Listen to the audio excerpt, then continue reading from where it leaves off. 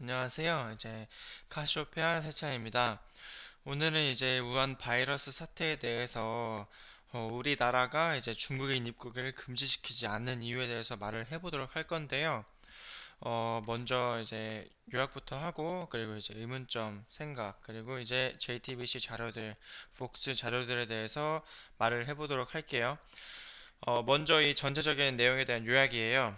어, 이런 입국을 금지시키는 방법들은 많은 나라들이 이제 시도를 해본 방법이에요. 하지만 효과가 있었던 적이 한 번도 없어요. 그리고 이 입국을 시키는 게 이제 증상을 가지고 있는 사람들을 추적해서 관찰을 하고 이제 예방을 하는 거예요. 더 퍼지지 않도록. 하지만 이것을 막아버리잖아요. 그럼 이제 공식적인 채널로 들어온 방법이 없어요. 그러면 이제 불법으로 들어오겠죠. 그러면 이제 추적이 힘들어진다는 거겠죠. 그래서 이제 감염을 막기가 더 힘들다는 거죠. 그래서 이제 세 번째로 입국을 막아버린 나라들은 이제 자체 방역을 못한다고 선언을 한 것과 마찬가지이게 될 수밖에 없게 된다는 것이죠. 그래서 이제 어제와 오늘, 뭐 저번 주 이제 신종 코로나 바이러스 폐렴 관련 글에서 이제 꾸준한 의견들이 많이 올라오는데요. 댓글들 엄청 많아요. 우리 중국인 왜 받아주냐? 그러면서, 우리나라 중국인, 하면 제재 들어온다. 막 그런 말도 엄청 많고 그런데요. 저도 좀 의아했어요. 이제 전염병이 막 돌아다니면 그 나라에서의 입국을 막으면 된다는 그런 간단한 생각이 있는데 왜 우리나라는 그런 방법을 취하지 않는 걸까요? 정말로 섣불리 입국 금지를 했다간 이제 중국에게서 이제 경제적 보복을 당할 것이 두려워서인가? 라는 생각도 하고 이제 외양간 고치기 전에 소 잃는 걸 눈뜨고 그냥 가만히 보고 있어야 된다라는 생각이 들었는데요. 문득 머리에 한 가지 의문이 들었어요. 그러면 이제 선진국인 미국이 왜 중국인들 금지한다는 뉴스가 없나요? 이제 당장 중국인들 입국을 금지한다고 보도가 된 나라들은 이제 북한, 필리핀 등 상대적으로 후진국이에요. 이제 선진국들이 아무런 조치를 취하지 않으면 이유가 있다고 생각을 해서 조사를 해보았는데요. 이거는 이제 에볼라 바이러스 그 때에 이제 정리한 내용들이에요. JTBC에 있는 내용들인데 이제 국제 보건 규칙이라는 게 있어요. 이제 불필요하게 국가 간 이동을 방해하지 않는 것이고요. 이제 2005년에 IHR이라는 곳에서 만들어낸 가이드라인에서는요. 국경을 막는 것은 효과가 증명이 되었다는 사실이 전혀 없으며 이것이 오히려 역효과를 내었다는 요지입니다. 그래서 이제 국경이 폐쇄하면요.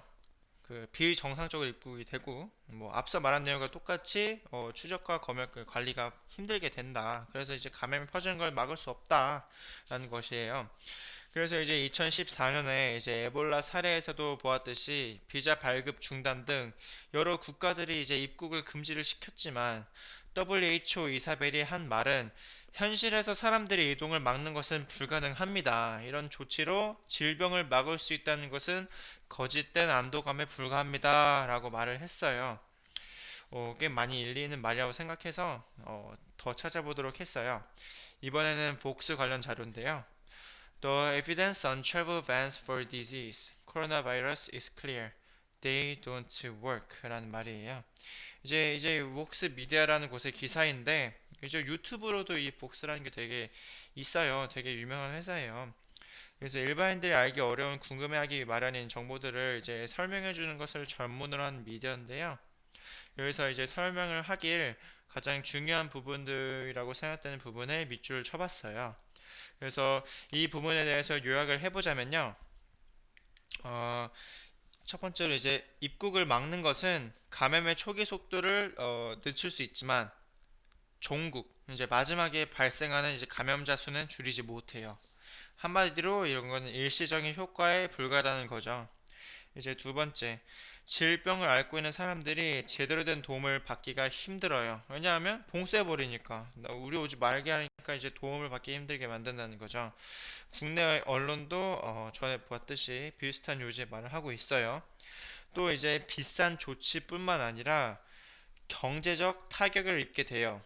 서로 막아버린 거니까 교류한 사람들은 이제 교류를 못하게 되니까 타격을 받게 되겠죠. 뭐 필요한 것도 못 얻고 필요한 것도 못 주고 그리고 이제 정부 조치에 대한 신뢰도를 추락시킬 수가 있어요.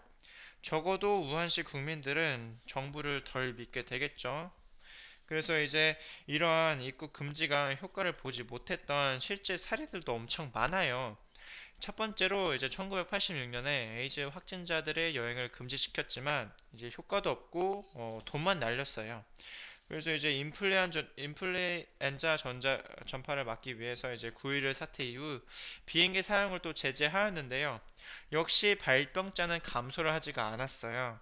그리고 이제 2006년 때 조류 독감 때도 역시나 효과가 없었다고 합니다. 그래서 돼지 독감 때는 정확하게 전혀 효과 없음 판정을 받은 바도 있고요. 이거를 봤을 때 이제 결론적으로 이제 입국을 금지하고 있는 나라들은요. 국민들을 안심시키기 위해 말한 거지 실질적인 효과를 기대하고 말한 건 아닐 거예요. 아니면 이제 자체 방역이 불가능하니까 이제 궁여지책으로 직관적으로 통할 것 같은 방법을 취하고 있는 걸지도 모르죠. 그래서 이런 김정은 이제 북한이 중국의 입국을 막은 것이 효과적인 게 아니라 이제 다시 부메랑이 되어서 돌아올 수 있다는 거예요. 이제 2020년 1월 25일이죠. 이제 연휴인데요. 신척들이 모여가지고 이제 아유 이렇게 바이러스가 소송거리는데 왜 우리나라는 이제 중국인들 다 받아주고 그러냐라고 말을 하면요. 한마디 해드려서 잘난 척을 해보도록 해요.